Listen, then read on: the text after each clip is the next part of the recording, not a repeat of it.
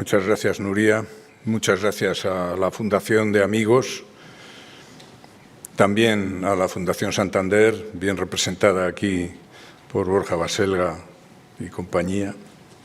Espero saber un poquito más que en aquel 83.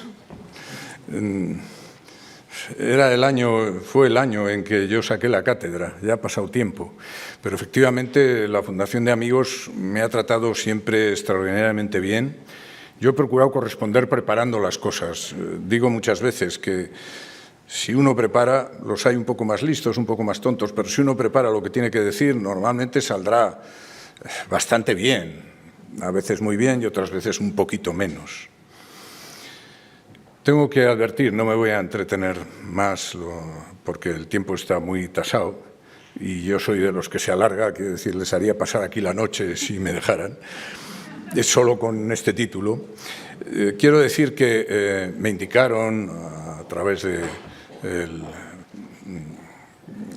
la iniciativa de Javier Portú sobre este curso que quedaban fuera del contexto de mi charla, de mi conferencia, quedaban algunos retratos que iban a ser tratados por otros especialistas, algunos han oído ustedes ya y otros quedan todavía. Entonces, explico eso porque si no podría echarse en falta ciertas cosas. Los retratos del rey y de la familia real van a ser o han sido ya tratados de otras maneras y no tengo que ocuparme yo de ellos. Tampoco, por ejemplo, los de bufones, que también habrá una conferencia a propósito de ello, esos quedan fuera. No pasa nada porque el curso está planteado no como una obra y otra, quizá yo lo hago demasiado una obra y otra, y eso es por mi cortedad, que hay otros que antes y después lo hacen de maneras más inteligentes. Y desde mi punto de vista, eso ya es cosa mía, he hecho otra pequeña rebaja, y es el dejar fuera algunos retratos que son retratos, se han llamado de distintas maneras, informales, de amistad, de familia, algunos retratos que a veces con toda seguridad y algunas veces con alguna duda, son retratos que no se hicieron ni por encargo, ni cobrando por ellos, ni nada por el estilo, y son de personas amigas y algunas veces de personas de la familia. Esos los he dejado fuera porque realmente, aparte de que lo hubieran hecho muy largo todavía esta charla, hubieran complicado mucho las cosas y me ha parecido que era mejor hablar dejándolos fuera también. Con dolor, porque me hubiera gustado también hablar de ellos. Realmente lo de los retratos, eché una cuenta rápida, no de cuadro a cuadro, porque además en algunos no estamos de acuerdo todos y es lógico, pero aproximadamente, siempre aproximadamente, 2/3 de la producción de Velázquez es de retratos, eso aproximadamente. Y si uno toma la parte desde que está en Madrid, que al fin y al cabo es buena parte de su vida, desde el año 1623, entonces la proporción sube a un 75% en retratos. Dicho aproximadamente, no pretendo que estas cifras, como he dicho, no cabe contar. Hablamos de Velázquez aproximadamente de 120 obras, aproximadamente. Unos dirán algunas más y otros dirán algunas menos. Yo no sé cuántos diría, quizá viendo a otros, quizá tengo la manga un poco estrecha, pero tampoco siempre, tampoco siempre. Entonces, dicho lo que acabo de señalar, quiero indicar todavía un segundo aspecto, y es que no hubo una producción de retratos uniforme a lo largo de la vida de Velázquez, dejando aparte Sevilla, que tampoco voy a tratar de Sevilla, por otro lado no hubo más que 3 retratos que sepamos, quizá hubo más, pero que sepamos, y eso queda también fuera porque Sevilla se trata desde otros puntos de vista en otras conferencias, pero dejando aparte Sevilla, desde que llega a Madrid en el 23, hay bastantes retratos, no hablo ahora de número, pero bastantes retratos durante lo que he llamado el primer sexenio madrileño, desde que llega en 1623 hasta que se marcha a Italia por primera vez, 1629. Ya sé que si son tan picajosos como yo, y con perdón, algunos lo serán y buenos, dirían, oye, esos son 7 años, sí, pero si vamos de mes a mes, salen 6, por eso hablo de sexenio madrileño. Por lo menos ahora me cubro, luego ya veremos, no me dará tiempo a todo. Y luego hay otro, en ese momento hay bastantes retratos, y lo hay también cuando regresa de Italia, en que hay un periodo muy largo hasta que vuelva a Italia otra vez, son prácticamente 20 años, entonces No llega, pero casi. Entonces, ahí hay dos partes. Una primera etapa entre 1631 a comienzos, dice Pacheco, que estaba ya, a comienzos del 31, estaba ya en Madrid. Desde el 31 hasta el 39 hay muchos retratos también. Son las dos etapas, la primera del sexenio y estos primeros 9 años en Madrid. Y en cambio los 9 años siguientes son ya de muy pocos retratos. Y los últimos, desde que volvió de Italia la segunda vez hasta que muere, casi nada. Casi nada. Esto, desde mi punto de vista, depende de varias circunstancias. Hay quien insiste mucho, y yo digo aquí que yo no tanto, en que fue por los oficios que le iba dando el rey. Cierto que eso le quitaba tiempo, pero a mí me parece que no es causa principal. Entre otras cosas porque Velázquez no pinta porque se levanta por la mañana y tiene ganas y pinta. No, pinta, y espero que no suene feo, lo que le mandan. Entonces, si el rey hubiera querido, por mucho que fuera, y al final aposentador mayor, y antes otras muchas cosas, ayuda de cámara y antes ayuda de guardarropa, etcétera, etcétera, si el rey hubiera querido que a pesar de todos esos oficios hubiera pintado más, hubiera tenido que pintar más. Eso está, desde mi punto de vista, clarísimo, clarísimo. Entonces, ¿qué otras cosas han tenido que ver? Si eso no es para mí razón fundamental, pues hay varias. Desde luego, la caída del conde duque en 1643, por supuesto. Pero es que inmediatamente, 44 y 46, murieron la reina y Baltasar Carlos. Entonces, 44 y 46. Eso hace que no esté el asunto para muchos retratos. La situación es convulsa en cierta manera y a eso unan que el rey hace jornadas de Aragón por la rebelión de Cataluña y que el asunto de Portugal se levanta el 40 igual. Entonces son aspectos que van a complicar la vida y que el rey no está ya muy por la labor. Y se dirá, pero no estás hablando más que del rey. No, ahora vamos a ver que yo no tengo que hablar del rey, ahora vamos a ver otro tipo de retratos, desde luego, que son de otros que encargan. Pero es que si el rey no encarga, Velázquez ya en esa etapa y en la última, por supuesto, no está por la labor de aceptar encargos. Yo creo que no se le hicieron muchos, porque todo el mundo sabía lo que pasaba, pero es que si se le hubieran hecho, Velázquez hubiera dicho, me atrevo a señalar, no, porque salvo al rey, lo demás le podía manchar las manos, según los conceptos de la época, y él aspiraba a vestir un hábito, y no se podía vestir un hábito, bastante difícil lo tuvo, si encima uno pintaba y se entendía que pintaba por precio. Lo del rey era distinto. Si el rey te mandaba, eso no ensuciaba las manos. Pero fuera del rey, ¿qué? Pues fuera del rey, nada, prácticamente nada, como ya veremos. Puede haber una excepción, 2 excepciones, son excepciones, ciertamente. Bueno, pues dicho eso también, vamos a empezar con esa primera etapa de 6 años y les pongo primero, que lo he dudado, ha sido una imagen que he colocado todavía esta misma tarde, ni siquiera esta mañana. Es este retrato del Instituto de Arte de Detroit, que se piensa por muchos, yo a veces también lo he pensado, me queda un punto de duda, que sea don Juan de Fonseca. Y si lo pongo es porque de estos retratos es de los que no voy a hablar, aunque Juan de Fonseca fue quien le introdujo en la corte por orden del conde duque.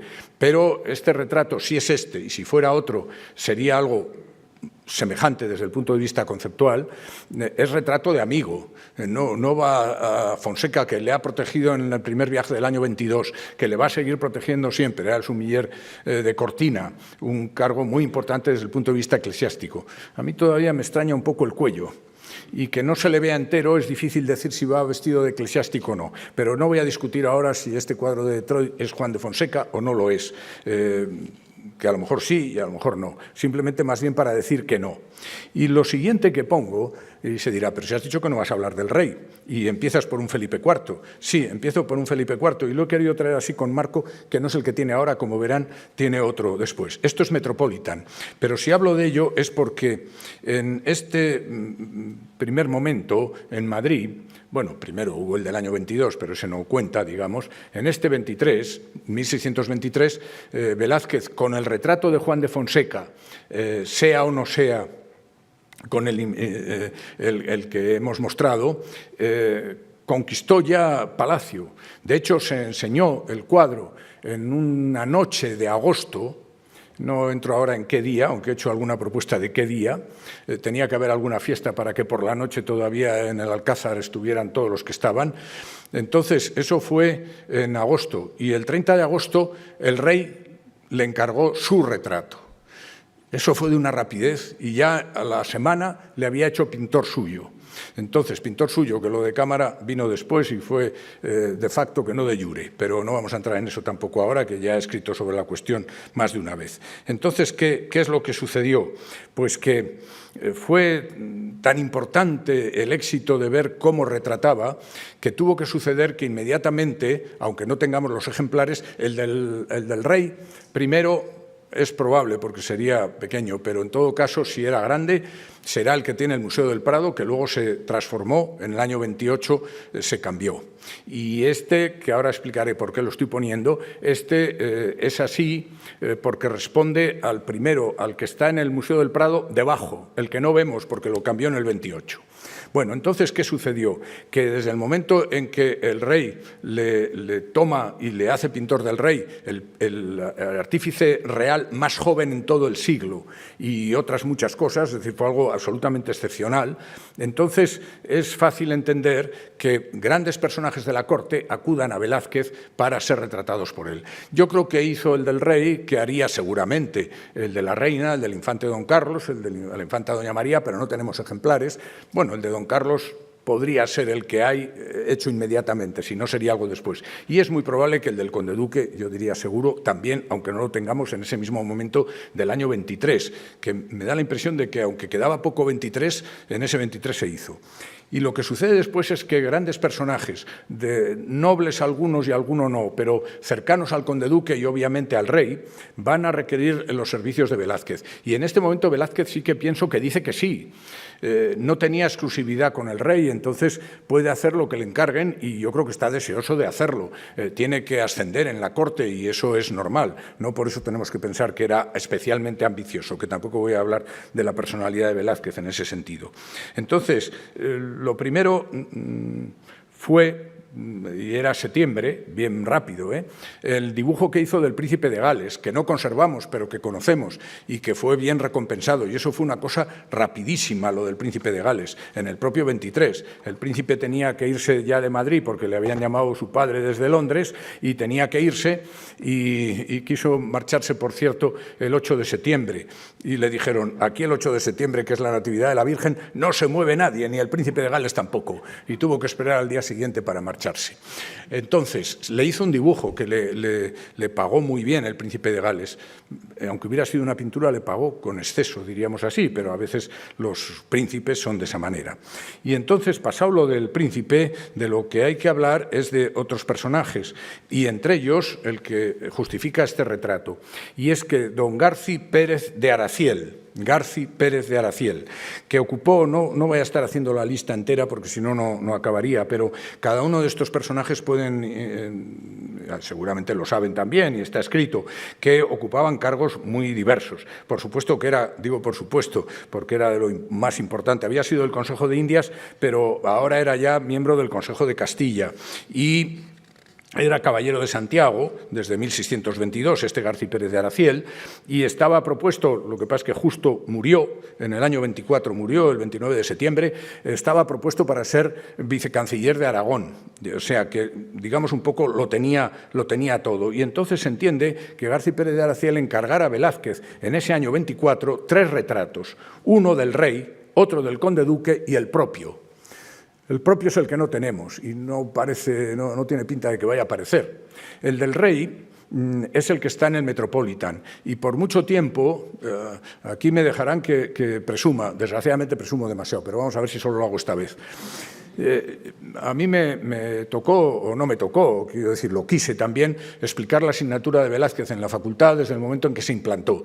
Y he pasado no sé cuántos años, pero muchos, quizá hasta 15, explicando la asignatura de Velázquez. Entonces, antes de que, lo tengo que decir así, antes de que el Metropolitan reconociera que este retrato era de Velázquez y era el de Garci Pérez de Araciel, Yo lo explicaba en clase desde hacía mucho tiempo, lo siento decirlo así. Lo que pasa es que, claro, que tú expliques en clase no quiere decir que eso vaya a pasar a los periódicos. En cambio, cuando en Metropolitan en el 2010 dijeron que era de Velázquez, entonces sí que se armó buena. Ahí lo ven con el marco que ya le pusieron. Ahora tiene ese. Y ven a este otro personaje que no resistía el contárselo, aunque quizá ustedes lo han sabido. Porque buscaron a un personaje, no lo buscó el Metropolitan, creo que lo buscó una especie de agencia que había para estas cosas, un personaje joven, rubio, que diera más o menos la talla, y lo plantaron a pasear por delante del cuadro. Y entonces no acababa ahí la función, es que firmaba autógrafos, como puede verse. No sé hasta cuánto aguantó, porque llegó una colombiana y le dijo, pero usted tiene que hablar español. Y no hablaba español ni para decir hola. Entonces ahí debió estropearse un poco la función. Pero esto sucedió y es prueba del alboroto que se organizó a propósito de que el Felipe IV era de Velázquez. Sí, y siguiendo un poco su trayectoria, era el que encargó García Pérez de Araciel, que estaba casado, digámoslo ya, porque luego la vamos a ver, con doña Antonia de Peñarrieta, a la que retrataría Velázquez un poco más tarde. Se me ocurren bromas de muy poco gusto, porque a doña Antonia le gustaban mayores, y lo era don Garci, pero fue el siguiente todavía más, 60 años, y hay que ver, 4 hijos le dio. Este primero Garci le dio 3, pero murieron pronto. Aquí ven los dos, el del Metropolitan de Felipe IV y el del Conde Duque, que también se conserva, eso sí se ha sabido prácticamente desde siempre, está en el Museo de Sao Paulo. Entonces, hay una serie de características que quizá resuma después, cuando veamos otros cuantos, la posición, que es evidentemente posición propia de varones, que eso se tenía muy en cuenta en el protocolo, la separación de pies, cuando luego el del Prado Velázquez lo cambió, el que tenemos nosotros ahora, porque era aproximadamente como este, y tenía las piernas separadas, luego en el año 28 lo cambió y entonces ya las piernas aparecen, los pies aparecen en ángulo recto. Bueno, el colocar la mano sobre la mesa, el tener en la otra mano un papel, una esquela, algo por el estilo, el cruzarse con una cadena, son características todas bastante comunes y normales. Les enseño también, aunque me parece que no hay mucho tiempo para estos discursos, una copia del de Sao Paulo, del Conde Duque de Sao Paulo, que está firmada por Andrés López Polanco, que murió en el año 41, no tiene fecha, está en el Museo de Escultura de Valladolid. Y bueno, Polanco era un pintor discreto, pero claro, al lado de Velázquez se queda. Incluso parece que quiso que el Conde Duque no fuera tan gigantón como le pintó Velázquez, que es que ocupa el cuadro todo en el cuadro de Sao Paulo. Luego ya fue cambiando un poco, no sé si el Conde Duque o el propio Velázquez al representarle. Y sigo con el Conde Duque, porque don García Pérez de Araciel ya ha dicho que no conservamos su retrato. Tampoco hay precio, porque hay 3 pagos de la viuda, de doña Antonia de Peñarrieta, pero no son suficientes para llegar a conclusiones de cuánto costó, porque el pago total es de 900 reales. Con eso pienso que quizá pagaba uno de los cuadros, pero no los 3 de ninguna manera. Entonces, si enseño esto ahora es por seguir con el Conde Duque, que desde luego fue figura principal y que hay que tenerla absolutamente en cuenta en lo que vamos a ir explicando, y es que esta es una historia un poco compleja y vamos a ver si la resumo lo más posible. Lo de la izquierda es un dibujo hecho así en tono sepia por Rubens. Y es que hizo un dibujo del Conde Duque sin duda pensando en grabarlo, y lo que pasa es que alguien debió advertirle que el Conde Duque no se peinaba así y su rostro ya no era el que Rubens había pintado, porque estamos hablando muy probablemente del año 25 ahora ya. Ha pasado un poco de tiempo y alguien le advertirá, el Conde Duque no es exactamente como tú lo has dibujado. Entonces se pidió a Velázquez que enviara un modelo de Conde Duque como era en su momento, en este momento. Y debió ser simplemente un dibujo con cabeza. Lo que ven en el centro es un dibujo hecho, no el de Velázquez, que no lo tenemos, pero hecho por Paulus Pontius, uno de los discípulos de Rubens, muy jovencito, por cierto, tenía solo 20 y pico años, que hizo dibujo de lo que Velázquez debió mandar. Y a partir de ahí se hizo la estampa que ven a la derecha, que es una estampa donde, ahora lo verán porque he traído un detalle para que se vea bien, donde Rubens aprovechó, la estampa la hace Paulus Pontius, pero Rubens le ha modificado lo primero que había hecho y aunque todo el enmarque general es el mismo y no voy a entrar en los simbolismos que por otra parte son bastante claros. Pero la inscripción, que quizá alcancen hasta leer, señala a la izquierda del todo, abajo, no el texto, sino abajo, pero si lo hacía más grande ya no se veía nada. Abajo pone ex arquetipo Velázquez, es decir, que se hizo según un modelo de Velázquez, era la expresión que se usaba en las estampas cuando el modelo era de otro, es arquetipo Velázquez. Y luego lo que dice es que Rubens, como dice, que desde aquí no lo veo, pero dice ornavit e dedicavit, si no recuerdo mal, y un poquito por encima es donde aparece Paulus Pontius, que fue quien lo grabó, sculpit, que era la manera de decir el grabador. Entonces ahí hubo algo que no tenemos, pero aquel dibujo que debió mandar Velázquez en aquel momento. A partir del dibujo de Velázquez, que aunque no lo conozcamos, pienso que se hicieron versiones del Conde Duque. Y aquí siento llevar la contraria a muchos. A veces hay quien ha defendido, ahora diré que son, el Conde Duque de la izquierda y otros han defendido el de la derecha. Hace tiempo fue una polémica de esas que a los periodistas a veces les gustan en exceso. El de la izquierda está en la Hispanic Society de Nueva York. El de la derecha era y es de los herederos de José Luis Várez Fisa. Y siento decir que a mi modo de ver ni uno ni otro son de Velázquez. Entonces, dependen de un Velázquez, sí, pero estos los tuvo el Marqués de Leganés, que tenía una gran colección, pero que a veces tenía muchas repeticiones velazqueñas, y en 1637 no los tiene, y en 1642 sí los tiene. Me temo que son copias, aparte que no solo por el texto, que no puedo entretenerme de los inventarios de Leganés, sino también por haberlos visto directamente y no pienso que no lo son. A estas alturas ya tenemos que estar en un 25 pasado, ya el conde es conde duque porque ha ganado el pleito, que luego habrá que hablar de eso también, como duque de Sanlúcar. Y entonces ha cambiado, eso no sé por qué, no sé si Elio lo ha llegado a explicar alguna vez, a lo mejor sí, a mí se me ha escapado, que dejó la cruz de Calatrava que tenía en el retrato de Sao Paulo y que era la que tenía, la cambió por la de Alcántara, que es verde, como se puede ver ahí en la foto. También de López Polanco probablemente hay una versión, esta que están viendo, bastante flojita y que salió en subasta en Madrid no hace mucho tiempo. No sé dónde para, quizá en colección privada.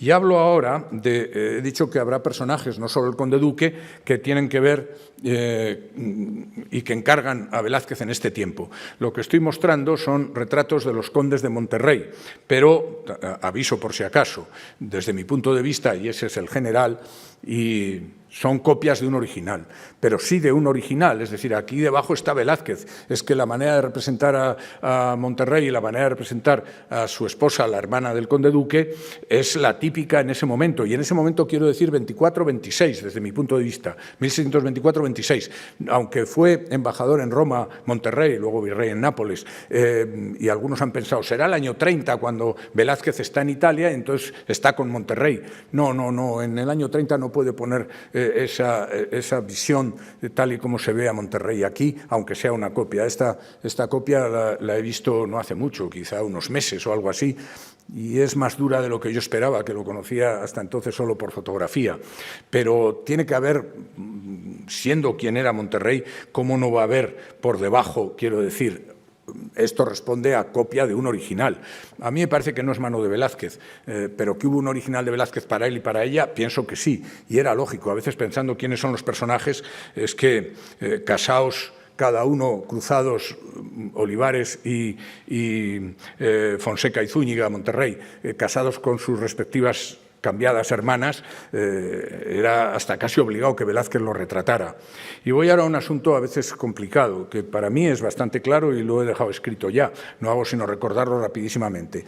El Prado tiene ese retrato que ven a la izquierda como del conde de Benavente, o si quieren del conde duque de Benavente, porque conde era y duque también.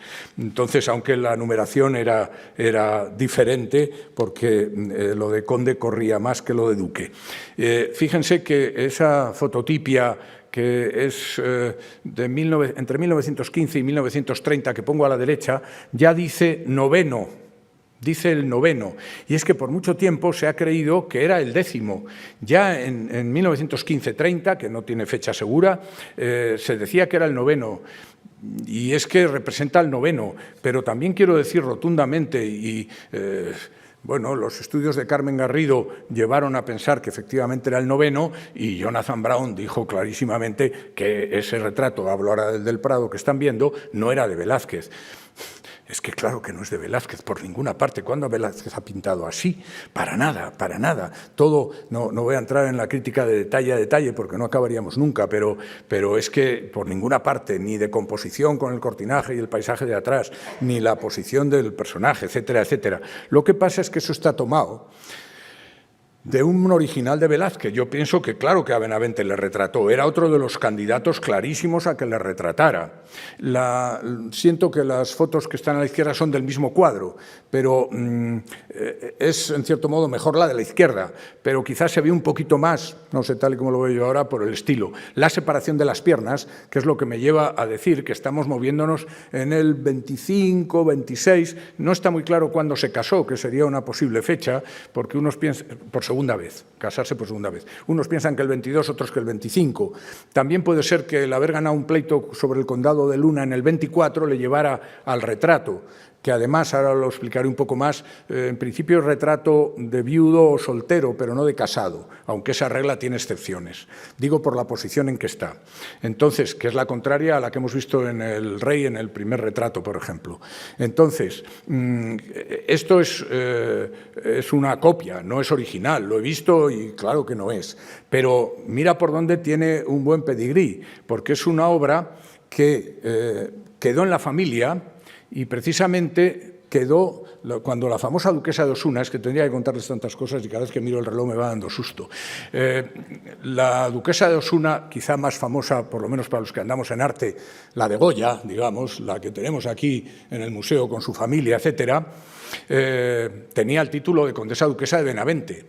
Y en la familia de los Osunas es donde estaba este cuadro, hasta que la ruina llevó a la subasta en 1896. Pero eso pasó inadvertido, para mí también, desde luego, no lo de 1896, que claro que no podía advertirlo, sino que hubo una foto que se publicó, pero tan mala, etcétera, y que no se veía nada en aquel tiempo, que nadie hizo ningún caso, y pasados los años tampoco nadie hizo caso. Pero el cuadro reapareció, y reapareció hace poco tiempo en Madrid, hará 6 o 8 años, no me acuerdo ahora exactamente, pero hace muy poco, y entonces deja claro que no es Velázquez, pero que responde. Además, que tiene un letrero que dice que es el noveno conde de Benavente. Claro que es el noveno conde de Benavente. Y a lo mejor algún día aparece el original. Pero lo otro no. Lo otro es de un pintor, desde mi punto de vista, anónimo, que encima, sí, el rostro es el de Benavente, claro que sí, pero ¿el resto qué? El resto es la armadura de Felipe II, pintado por Tiziano en Augsburgo en 1551. Es que eso a qué viene, si encima Benavente tenía armaduras para dar y tomar. Tenía una colección espléndida y hay que copiar esa. Como digo, no es, y no puedo entretenerme más, en el texto, cuando se publique, que pronto será, pues se verá con mucho más detalle los aspectos diversos. Todavía habría que decir que Montesclaros también encargó, aunque no nos queda nada, el conde de Montesclaros encargó retratos, incluso ahí sí tenemos precios. Encargó, estamos moviéndonos siempre en estos años, antes de que vaya a Italia Velázquez, no nos ha quedado nada, ojalá algún día apareciera, porque ahí sí se podría hablar de precios, aunque voy a dejarlo por razones de tiempo. Encargaba un retrato del conde duque, uno suyo de busto, uno de su mujer, y dos pequeños retratos que salían más baratos, desde luego, que es la primera noticia que tenemos de que Velázquez hacía pequeños retratos, lo que se llamaban pequeños retratos o retratitos, que era sobre chapa de cobre o sobre o sobre naipe, es decir, sobre un cartón, se pintaba, aunque al óleo y con preparación de albayalde, pequeños retratos. Y Velázquez en ese momento para Montesclaros llega a hacer. Pero viene el viaje a Italia y pasamos de Italia en adelante y entonces será, como he dicho, otro momento, esos primeros años muy fecundos, cuando vuelva a haber retratos. Y ahora aparecen personajes comparables, aunque quizá menos nobleza. Tendría que caracterizar los anteriores y en estos también en algunos aspectos. Por ejemplo, que es fácil decir, están todos más o menos en 2 metros. Sí, pero entonces no había metros. Lo que están es en 2 varas y media, es decir, rozando los 2,09, que a veces puede ser algún centímetro menos, entre otras cosas, por el doblez sobre el bastidor, etcétera. Pero Velázquez usa, algunos también, pero no todos, usa 2 varas y media para retratos de cuerpo entero, ¿se entiende? Cuando están de pie. La separación de piernas, como decía, la mano que puede estar a un bufete o tener sombrero, como aquí, la mano a la empuñadura de la espada, porque ahí está levantando, ahora diré quién es, etcétera, está levantando, con la espada está levantando un poco la capa. Y vestidos, perdón, y colocados, aquí está de perfil derecho, pero hay que fijarse en el perfil. El Felipe IV que les he puesto primero era de perfil izquierdo, el conde duque también. Entonces, eso es lo que corresponde a varón según los protocolos de la época, ¿eh? Es decir, que si yo me coloco como el rey, en aquella época me tendría que colocar así, siempre así, porque a mi derecha no puede haber nadie, tienen que estar a mi izquierda. Entonces la reina estaría ahí, si yo soy el rey, la reina estaría ahí. En ese sentido hay algunas excepciones. Y el de don Pedro de Berberana, que es como se llama este, Berberana, por cierto, que a veces se dice Berbarana y cosas así, no, Berberana, este personaje está así, a mi modo de ver, porque su mujer no le aguantaba, digámoslo claramente. Obtuvo dispensa para irse a un convento. Doña Damiana. Y entonces yo por un tiempo, cuando no supe eso, luego ya lo encontré y lo supe, pensé, qué raro que esté en esta posición, porque estando casado tenía que estar del lado contrario y su mujer, según están viendo las fotos, a la derecha. Pero ahora, sabiendo ya cómo estaba doña Damiana de Astorga y que se hablaba, y hay textos en la época de desavenencias matrimoniales y que se fue a un convento, pues entonces creo que la explicación está ahí. Este hombre era muy listo, muy astuto, muy capaz, por supuesto, pero posiblemente también muy inaguantable. Cuando lee uno su testamento acaba muy harto de este personaje. Yo tengo que confesar que hasta me harté este verano que pasando eso no sé qué explicación tiene, pero tiene que tener alguna, pienso. Hay mucho riojano en los órbitas de poder y Velázquez retrata, Entonces, Berberana, claro que lo era, y tuvo títulos, digo que este verano pasando por ciertos sitios, decía, todos estos sitios son de Berberana. Es que fue señor, su fortuna vino, que fue grandísima la fortuna, vino por el correo. Es que lo del correo era fundamental. Y el conde de Oñate, que era correo principal, le nombró teniente del correo, teniente de correo mayor, teniente general del correo, creo que se llamaba, y entonces eso le dejó prácticamente el correo, que luego tuvo la exclusiva sobre el de Burgos, la exclusiva sobre el de Logroño y más cosas. Entonces adquirió señoríos por bastantes lugares. Fue caballero de Calatrava, como ven ahí, siempre he dicho, a lo mejor me paso con él, pero es que el retrato es tan bueno que dices, algo malo puedo decir, porque el retrato es tan bueno, y es que la cruz de Calatrava ya no la puede enseñar más, es decir, la lleva bordada en el vestido, pero la lleva también en la capa, ya no sé dónde más la iba a poner. Y la orden de Calatrava la recibió en el año 30. Pienso, debía estar esperando a ver si llega Velázquez ya, que llegó a comienzos del 31, para que me retrate con mi cruz de Calatrava. El retrato que está en el Kimbell Museum, es un retrato y me da pena a veces que no lo adquirieron hace tanto tiempo. Es verdad que estaba en Estados Unidos por los años 80, pero no ha pasado tanto tiempo desde que lo adquirió. Es que es un retrato tan bueno, Es que aquí está anticipando el Pablo de Valladolid, por ejemplo, con el que se nos cae la baba cuando lo vemos aquí en el Prado, ¿no? Es que apenas es la sombra, pero no hay más, es la figura ahí bien clavada. Y cuando se ve con detalle, los bordados del negro, que es verdad que Velázquez lo sabe hacer maravillosamente, en las fotos a veces, si son de conjunto, solo dices, va vestido de negro y ya está. Por cierto, va vestido de negro, que es el traje civil, tampoco exageremos. Cuando eran otros momentos, claro, el rey empezando y los demás se vestían de colores, claro que sí. No, eso de pensar que es que de negro, pues sí, yo vengo de oscuro porque parece bien adecuado para dar esta conferencia, y no voy a venir de amarillo, verde y naranja, pero en la época esto tiene que ver, y entonces este es traje civil, y entonces claro que el rey aparece así, hasta que en Sarasota aparece de otra manera, o en Fraga, digo en Sarasota por museo, en Fraga por donde se pintó, aparece de otra forma, con colores, claro que sí. Bueno, Dejando eso, digo que cuando los detalles de los negros, si no lo ves, del color negro, si no lo ves verdaderamente de cerca y fijándote bien, no aprecias tanto, dices negro y ya está. Y a este hombre a veces sí se le ve en la frente tan despejada, tiene unos pelillos que son una cosa maravillosa como pintura, los pelillos ahí que se le despeinan, ¿eh? Bueno, pues este es el típico personaje de los que va a ver ahora. No en cuanto a que me he metido un poco con él, no en ese sentido, ¿eh? Ahora les pongo la pareja del Prado, como no, don Diego de Corral, mejor de Corral y Arellano, y doña Antonia de Peñarrieta con uno de sus hijos. Tuvieron 4 hijos. Se casaron. Esta es la viuda de García Pérez de Araciel, y don Diego de Corral era muy amigo de Araciel, hicieron una carrera muy parecida, caballero de Santiago. Pero ven, cuando uno es como Dios manda, no enseña la cruz de Santiago por todas partes. Y él era caballero de Santiago, ¿eh? Bueno, pues estos 2 retratos espléndidos, y si han atendido y me he explicado suficientemente, dirán, oye, esta es una excepción, ¿eh? Que él está en el lugar de la mujer y la mujer en el del marido. Sí. ¿Tiene explicación? Yo pienso, pero me puedo equivocar, ¿eh? Es verdad que es excepcional, y es excepcional y no solo para España, ¿eh? Cuando se ve a Rembrandt o se ve a Rubens, digo, cuando se ve flamencos holandeses, este protocolo sigue funcionando. Claro que hay excepciones, pero son excepciones. Y esta es una excepción grandísima en Velázquez.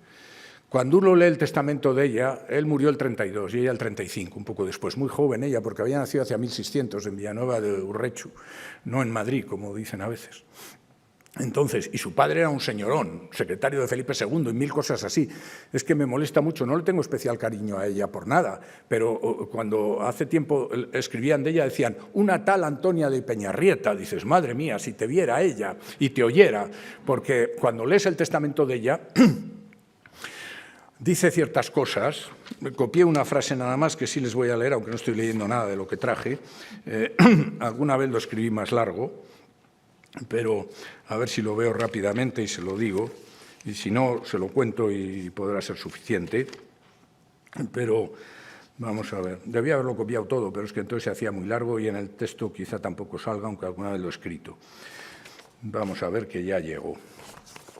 Y dice, sí,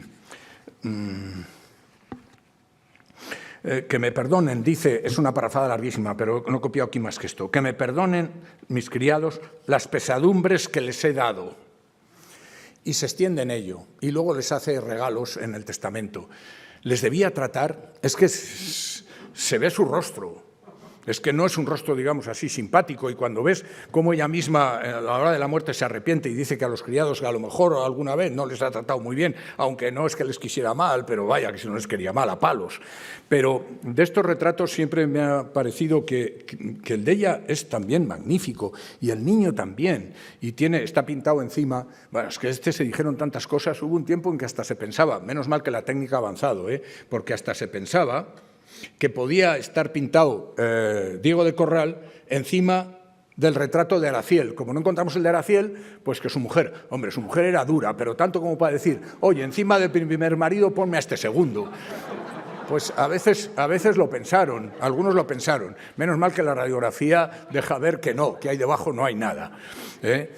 El niño está pintado por Velázquez, a mi modo de ver, sin duda ninguna. Toda esa faldilla, la campanilla misma, es una preciosidad.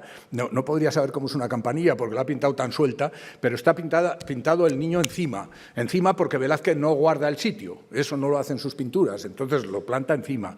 Bueno, a lo que iba, que yo creo que por su carácter es posible que pidiera que le pusieran así. Estos 2 retratos llegaron por legado de la duquesa de Villahermosa en 1905 y he pensado, a lo mejor me lo invento, pero he pensado que hubo un éxito tremendo respecto al de él. Y nadie se acuerda de ella en aquellos momentos. Se habla mucho de él y no de ella. Es que, claro, Diego de Corral, también caballero de Santiago, como he dicho, también consejero de Castilla, con muchísimos cargos que no voy a mencionar ahora y que están escritos por cualquier parte, y yo también, tiene algo que todo el mundo recuerda, y es que cuando se votó, él era de los 3 jueces que votaban la muerte, o no la muerte, pero en fin, la sentencia de don Rodrigo Calderón. El rey y el conde duque querían que fuera ejecutado, y Diego de Corral votó en contra. Entonces eso se ha considerado siempre como el modelo de integridad. Por mucho que lo pidiera el rey, lo pidiera el conde duque, él votó que no. El pobre don Rodrigo sí murió en la horca, pero con el voto en contra de Diego de Corral. Y pienso que 1905 estaba muy cerca de 1898. Y esa cercanía me parece que hizo que muchos intelectuales pensaron que la regeneración de España tenía que venir con hombres como Diego de Corral. Y por eso lo exaltaron. Este cuadro dicen maravillas, y es verdad que es maravilloso. Y como decía antes, lo de negro lleva garnacha de jurista, por cierto, que nos falta un retrato de garnacha de jurista, y no sé, ya veremos si me da tiempo a hablar de ello. Pero los negros aquí son maravillosos también, y yo no me meto con el de él, por supuesto, pero pienso que quizá todos se volcaron con él porque veían en él un ejemplo magnífico de integridad. Y paso porque si no, no vamos a ningún lado. Esto he querido traerlo porque aquí estaban sin restaurar y el de ella es entero, pero yo no tenía más que esta foto. Cuando tengo que decir, sí, los descubrí en el convento de ahora lo puedo decir porque me hicieron prometer que nunca lo diría, pero como luego ellas lo dijeron, lo puedo decir, entiendo que quedó relevado. En el convento de Carmelitas Descalzas de Calahorra, cuando los vi estaban sucios, cochinos, que no se podía más. Es el convento que fundó José González, que es el personaje que aparece ahí, José González, y ella es Catalina de Valdés, su mujer, Catalina Valdés. Entonces, pero sonaban a Velázquez por todas partes, y es que José González lo fue todo también, todos los títulos que quieran, llegó a presidir el Consejo, fue consejero de Castilla, por supuesto, pero presidió el Consejo de Italia, presidió el de Hacienda, y hay las cosas que corrían por Madrid, porque debía ser muy ladrón, todo hay que decirlo, eso decía todo el pueblo llano, y es posible. Con todo acabó muy arrepentido y está enterrado en aquel convento que fundó él, donde hay desde escultura de Gregorio Fernández a todo lo que ustedes quieran. No voy a hablar de plata ni contarles anécdotas, que tendría muchas de aquel convento. A mí me pareció, y lo publiqué entonces hace ya bastantes años, que podía ser Velázquez, aunque estuviera en esta situación. Y más cuando José González, que era de Arnedo, no muy lejos de Calahorra, seguimos con La Rioja, cuando José González resulta que de retrato copia de este, peor que este, hay en Arnedo, precisamente. Entonces ya si ves el otro malo, dices, este me empieza a parecer algo mejor. Lo que sí estoy seguro, bueno, luego se restauraron, cuando ya las monjas lo dejaron, aquí están, siento que no se publicó foto entera, y yo no he vuelto por allí para hacer unas fotos como Dios manda, pero son de cuerpo entero. Y recuerdan perfectamente los retratos de Velázquez, incluso los del rey y los de la reina, en todos los aspectos de composición, etc. La restauración lo que pasa es que no se hizo muy bien, a mi entender, Entonces, todavía cuesta, y a mí me cuesta también decir, es Velázquez. A lo mejor lo fue, pero si no sufren o se benefician de una gran restauración, no se puede decir. Aunque José González, con todos los cargos que tuvo, fue el que ganó el pleito para el ducado de Sanlúcar al conde duque. Con eso el conde duque ya dijo, tú eres el gran jurista, que ponte a mi lado y no te separes. Si don Jerónimo de Villanueva era seguramente su brazo derecho, digo, de Olivares, este era el brazo izquierdo. Hay que ver la de cosas que hizo en las juntas que estuvo, todo lo que resolvió por un lado y por otro. Acabó bastante bien, yo creo que muy arrepentido de todas sus rapiñas, que habían sido muchas. Pero es que el retrato de ella es como el retrato de la reina de época y el retrato de él de los varones. Claro que tuvo que retratarlos, si son estos o no, pero es el tipo de encargo que se hacía. Y todavía me queda esto, asunto triste. No sé si al final estoy contando muchas anécdotas, pero son reales, ¿Existe esto o no existe? Lo robaron del Palacio Real en 1969. En 1969, y no ha aparecido. En aquel momento, porque luego ya la noticia pasó y ya nadie se acuerda de esto, se dijo de todo. Había candidatos al ladrón, medio país podía haber sido quien lo robara. Ya, pero no apareció, y sigue sin aparecer. Es solo, como se ve, es solo la mano y poco más, pero con el nombre de Velázquez. Entonces, que vale como firma, por supuesto, y nadie creo que haya dudado nunca jamás que esto es Velázquez. ¿Por qué solo este trozo? Que no sé por dónde están las medidas, pero vamos, son como 20 centímetros, 30 centímetros. Probablemente pienso que quizá si estaba en Palacio, quién sabe si se quemaría en el Alcázar en 1734. Y claro, si un cuadro se te estropea muchísimo, pero tienes una mano yo diría sobre todo una mano pintada tan bien y un trozo de tela tan bien, y encima el papel dice Diego Velázquez, entonces ¿cómo no vas a coger y recortar un poco y guardar este pedazo? Tenía que estar muy mal el resto, o si no eran muy bárbaros. Entonces, ojalá algún día aparezca, porque yo creo que no creo que haya desaparecido por entero, aunque pueda haber alguien tan loco que siga teniéndolo delante y lo contemple cada día. Es preciosísimo. Y es lo que nos queda. Aquí les muestro dos ejemplares. El de la izquierda, de lo que nos queda de cómo era el cuadro, el de la izquierda del conde de Toreno, el de la derecha del arzobispado de Granada, porque este arzobispo, que es finalmente lo que fue, Fernando de Valdés y Llano, don Fernando de Valdés y Llano, fue arzobispo de Granada y presidente del Consejo de Castilla en el año 33. Entonces, tuvo que ser por entonces cuando Velázquez lo pintara, todo lo más el 34. Entre otras cosas, estamos moviéndonos en muy pocos años. Hemos dicho Vuelta de Italia en el 31, moviéndonos en muy pocos años, pero hay que tener en cuenta que don Fernando de Valdés, como presidente del Consejo de Castilla, fue el que consiguió que la prebenda que el rey, privilegio que el rey le había dado a Velázquez de una vara de alguacil, que no quería decir que tuviera que ir con una vara de alguacil, como piensan algunos, sino que eso era un oficio que tenía un beneficio. Entonces, le concedió el rey que pudiera pasar esa vara de alguacil, es decir, dicho en román paladino, que lo vendiera. Pero Velázquez quiso más. ¿A quién se lo podía vender? Que es que lo pudiera vender por 2 vidas, no por una, sino por 2. Eso encarecía todavía el paso de vara. Y fue gracias a este arzobispo, como presidente del Consejo de Castilla, quien consiguió que las Cortes, aunque iba contra uno de los preceptos que tenían, se le dejara a Velázquez que lo tuviera por 2 vidas, es decir, que lo pasara por 2 vidas. Creo que en agradecimiento le debió hacer el retrato, no creo que cobrara por él, no tenía sentido, sino agradecido.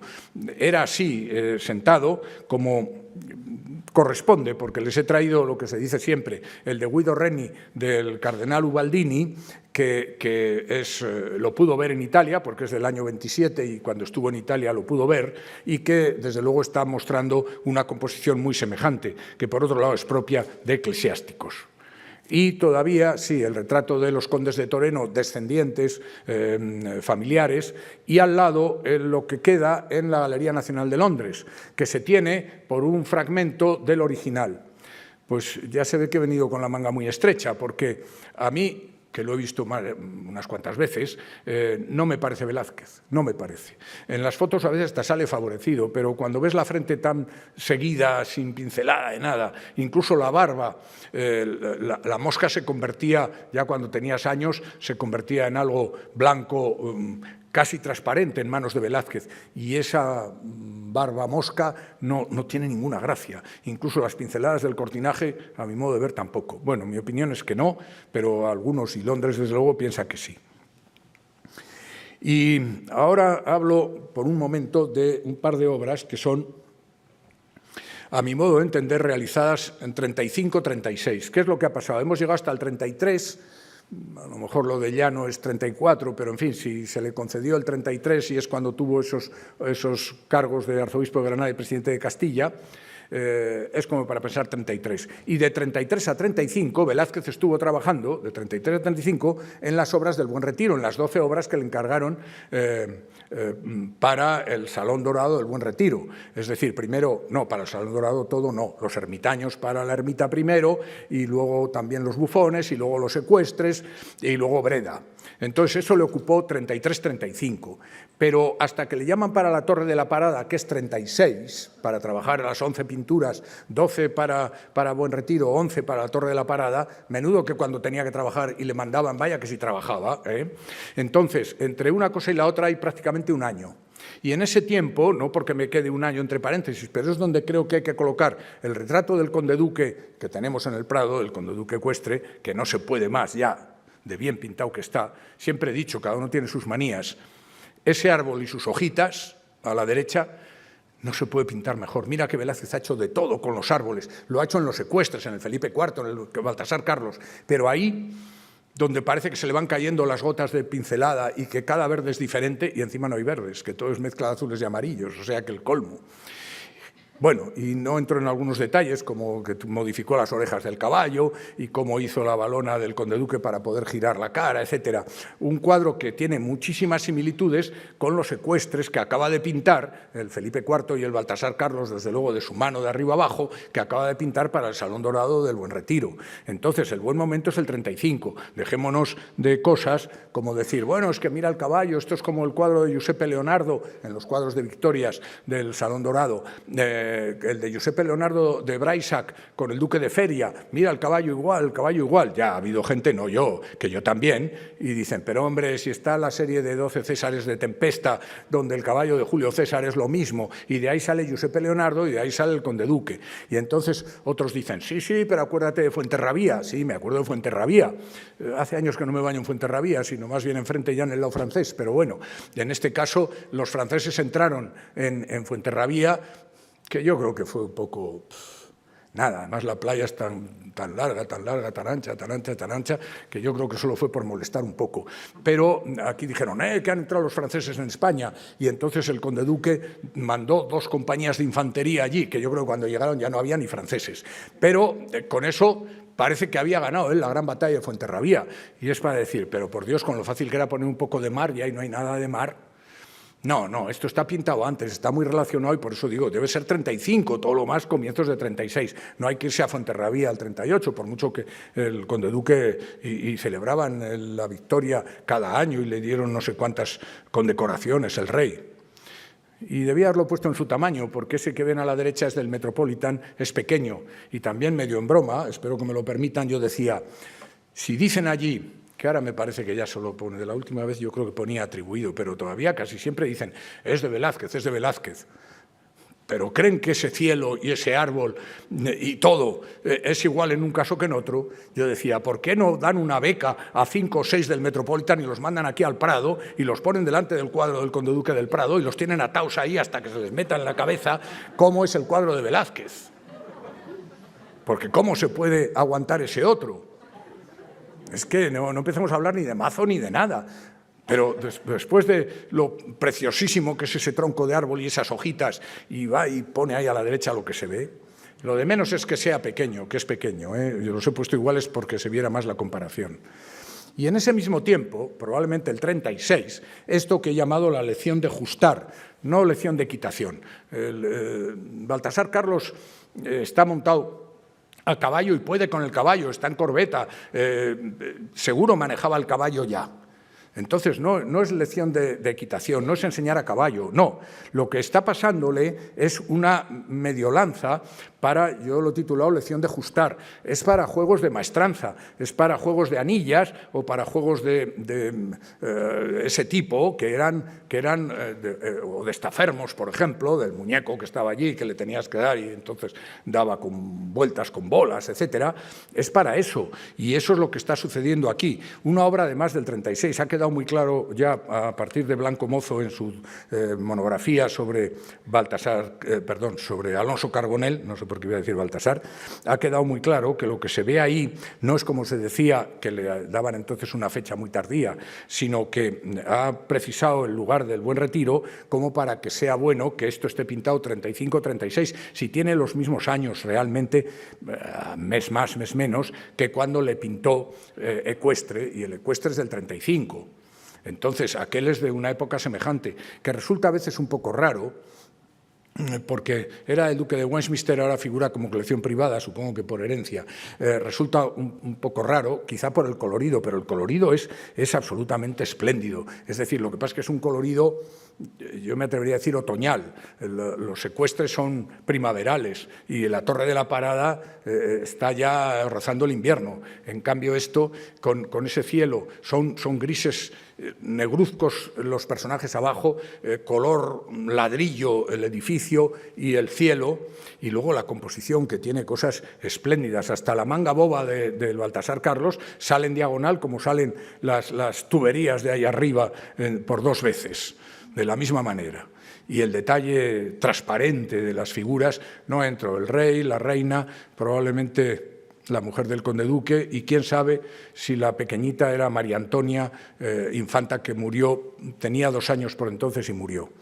Bueno, aquí también tienen, aparte, hay otra versión que yo no la veo con claridad para nada, empezando porque esto que lo debió encargar el conde duque, aunque no sabemos si pasó a Loeches, porque luego llegó por el marqués de la Ensenada a Carlos III, pero es que si no está el conde duque, ¿a dónde vas a parar? Y todo lo del colorido no tiene nada que ver, pero en fin, dejémoslo.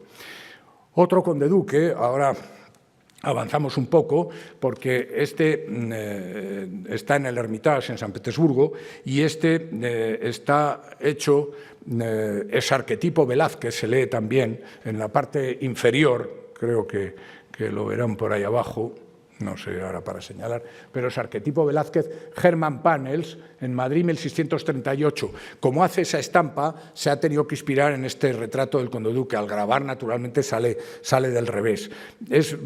Tiene la cruz, que aquí en la foto no se ve demasiado, pero es la cruz de Alcántara verde, y es muy buen retrato, y sin duda es un retrato que todavía se hizo para el conde duque. En cambio, el pequeño, este es un pequeño retrato, apenas 10 centímetros, si no recuerdo mal, que es un óvalo dentro de una tabla, está en el Palacio Real, y yo la verdad es que lo estuve pensando por mucho tiempo que era de Velázquez. Cuando lo he visto la última vez, que no hace mucho tiempo, quizá un año y pico, no me ha gustado nada, siento decirlo así, pero no lo veo por ningún lado. Puede ser un pequeño retrato hecho por quien sea, pero es como una versión del anterior, pero floja, por lo menos a ver, quizá, me tengo que arrepentir un poco, quizá si se restaura y queda de otra manera, pero tal y como se ve ahora, yo ahí no veo a Velázquez por ningún lado. Y seguimos con el 38, la duquesa de Chevreuse, para mí sin duda la duquesa de Chevreuse, la de la izquierda, porque algunos piensan que si no, que si la hija de Velázquez y cosas por el estilo. No. Y el de la derecha, aunque hay quien piensa que es original, pienso que no. No lo es, ni es lo mismo, ni se parece, ni nada. La duquesa de Chevreuse, esto es conocido, y no hago sino recordarles, está retratando Velázquez a gente noble, ha llegado en diciembre del 37 a Madrid. Consta expresamente que se está retratando con moda y traje francés, y esa moda es francesa. Y eso no se permitía para las damas, la leve desnudez que muestran los pechos, y el abanico abierto jamás de los jamases. Y la moda es francesa, no entro en cada detalle porque eso está estudiado, yo lo he escrito para el texto cuando lo vean y no tengo tiempo ahora de entretenerme. La estaba retratando en el 38, no tiene duda.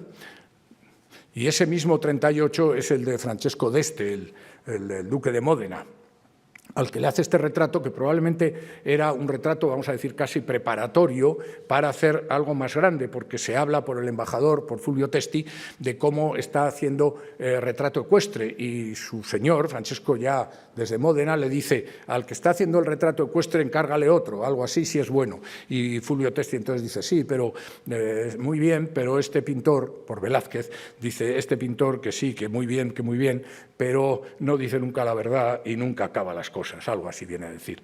Este es un retrato que, de estar hecho con tan poca intención de que sea definitivo, solo es casi como un apunte, es maravilloso. Le toma la luz de la derecha, cosa rara, le ha puesto el toisón. Es curioso, he leído, para preparar esta conferencia, leí algunas cosas de Francesco d'Este, casi por casualidad, y algunos no españoles, pero le ponen por las nubes y piensan que aquí se le trató muy mal. Su estado era pequeñísimo, pero convenía que estuviera del lado español y no del lado francés. Entonces, cuando vino aquí se le hizo de todo, hasta se le puso el toisón. Se le concedió el toisón el mismo día que a Baltasar Carlos, y además no se puede pedir, el príncipe heredero y Francesco d'Este, y dicen que se le trató mal. Se le dio título de virrey de Cataluña y no sé cuántas cosas más, todo lo que quieran imaginar, y dicen que le tratamos mal. No, lo que pasa es que él, por mucho que digan que era un tipo estupendo, al poquito, no enseguida, pero al poquito se pasó al lado francés y ya está, pues ya está. Lo que hacía Velázquez y lo que hacía Bernini.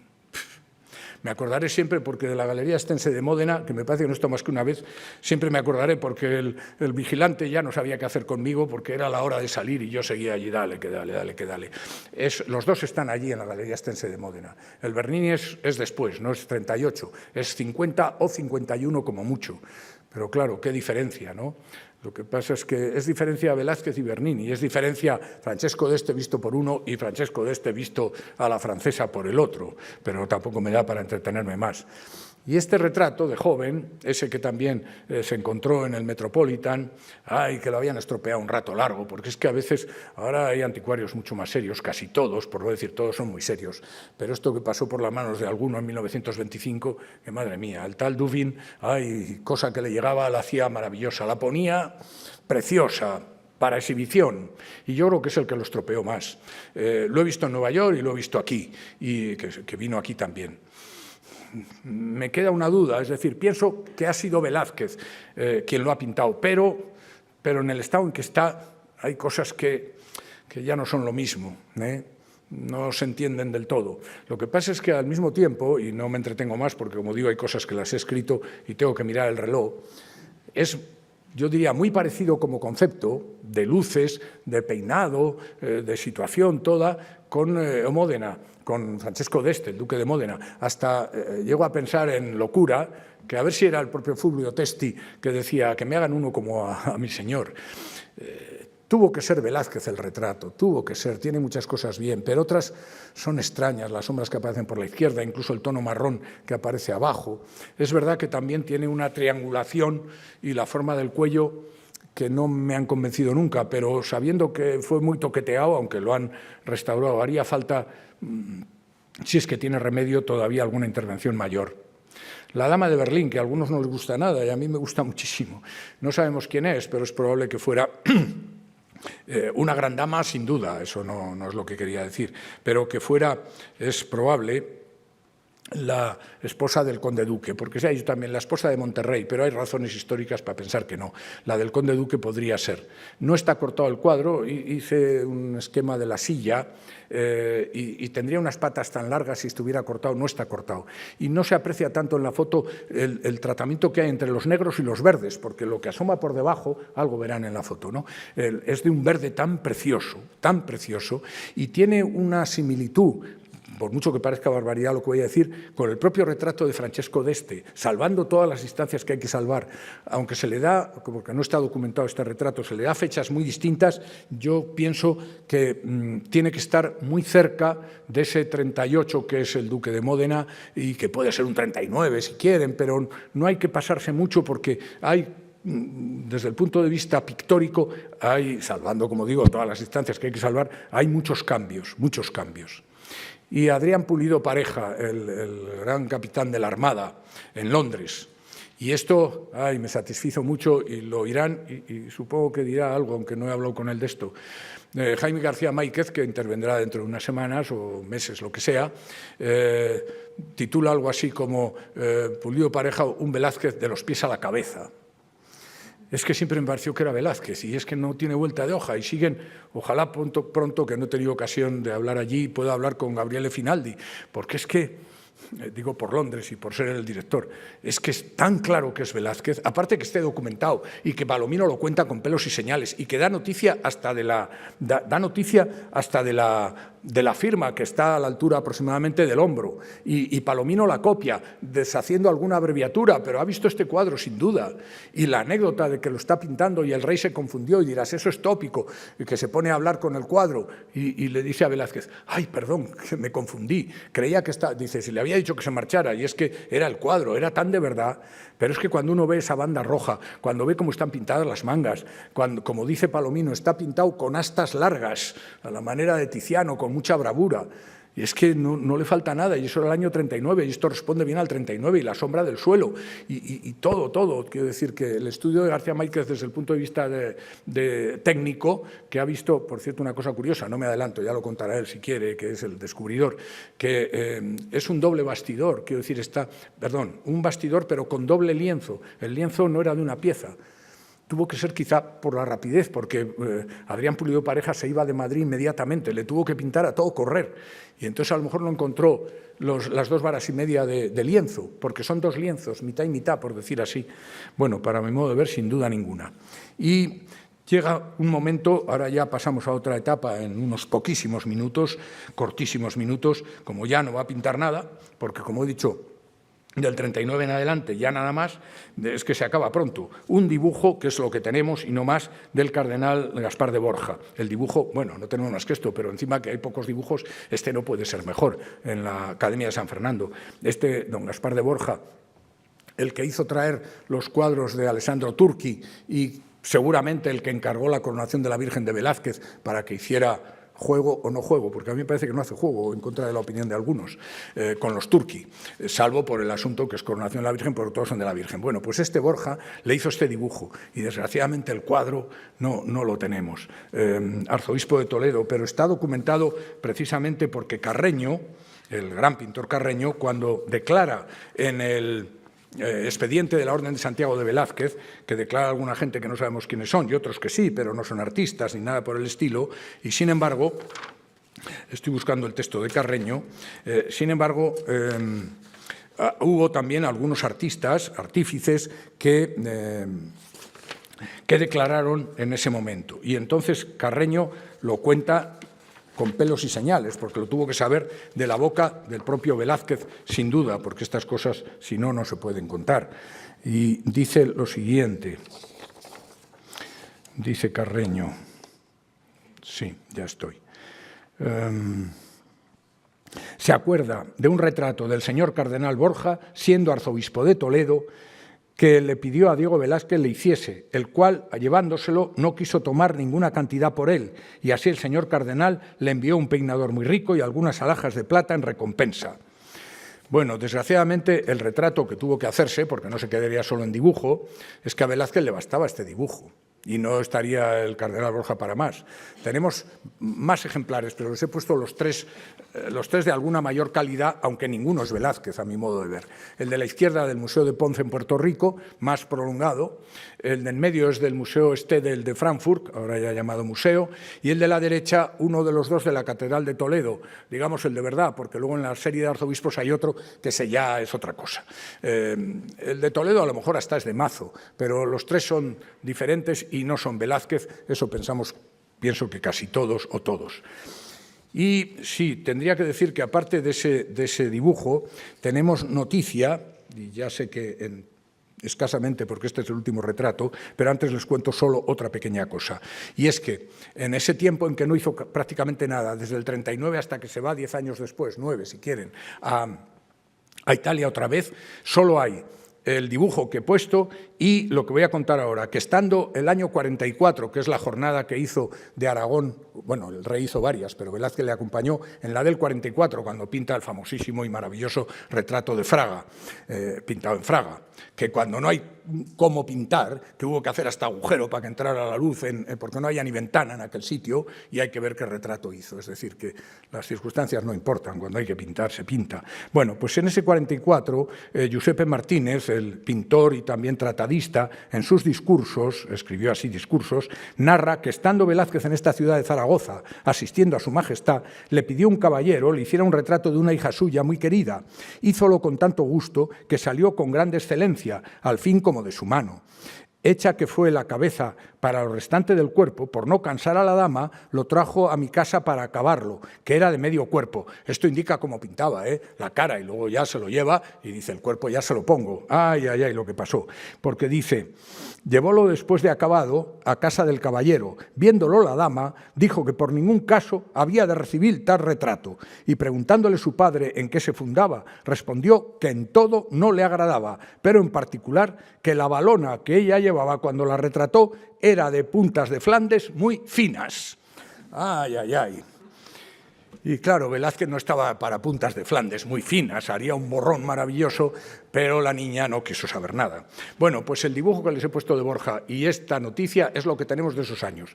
Y de vuelta de Italia y hasta el final, desde el 51 hasta el 60 que muere, ¿qué es lo que hay? A mi modo de ver, este retrato que les estoy poniendo, que es el retrato que está en Dresde, en la National Gallery de Dresde.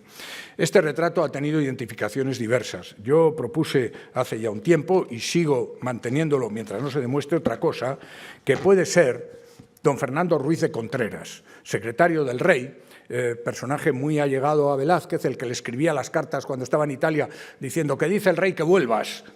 dicho con mejores palabras, pero de esa manera. Entonces, Velázquez tuvo relaciones con él sobradas, y es fácil que siendo personaje de tal calidad, y se dirá, pero ¿no has dicho que no quieres retratar a nadie que no sea el rey por no mancharse las manos? Sí, pero es que este es, debajo del rey, quizá el primero. Entonces, nadie le iba a acusar por ello. Nadie iba a acusar. Fernando Ruiz de Contreras tiene una historia larguísima de muchos cargos, cosas, etc. No se ve en la foto, en la realidad sí, yo lo he visto en Dresde, quizás solo lo he visto en Dresde, tendría que hacer memoria si lo he visto en alguna exposición, pero en Dresde sí. En la parte derecha de la foto, que ahí a lo mejor se ve un poquito, tiene algo rojo, que es la Cruz de Santiago, y toda la vida se ha estado diciendo que era la Cruz de Santiago.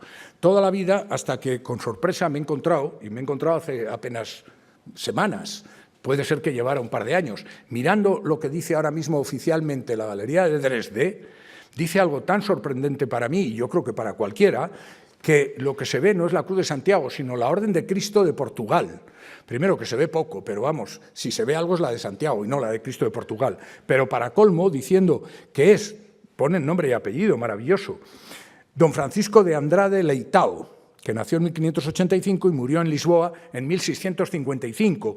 Y les digo, antes de contarles nada, el mayor enemigo que España ha tenido. ¿Cómo va a retratarlo Velázquez si no se sabe ni si pisó España? Porque estuvo del lado de Juan IV y fue el que dio el discurso, digamos, inaugural, por decir así, del reinado de Juan IV, y le envió de embajador a Londres y luego le envió de embajador a La Haya, y estuvo en el Tratado de Münster, aunque Portugal no había entrado en la Guerra de los 30 años, pero estuvo allí. Y entonces no tiene nada que ver con España, sino al contrario, defendiendo la independencia de Portugal.